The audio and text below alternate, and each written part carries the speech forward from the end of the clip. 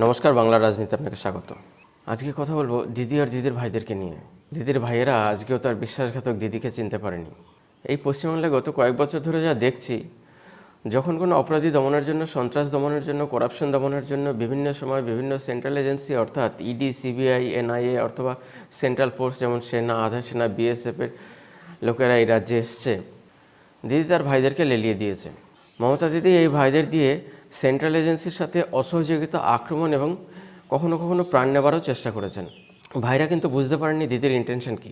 মমতা দিদি হয়তো কোনো রাজনৈতিক বক্তৃতা দিতে, কোনো ইলেকশন র্যালি থেকে কোনো উস্কানিমূলক কথাবার্তা বলে ভাইদেরকে দিয়ে এই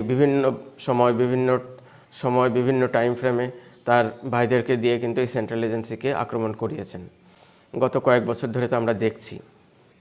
মমতা দিদি জানেন এই দোষ কখনো তার ঘাড়ে সরাসরি এসে পড়বে না। দিদির এই অশিক্ষিত, অর্ধশিক্ষিত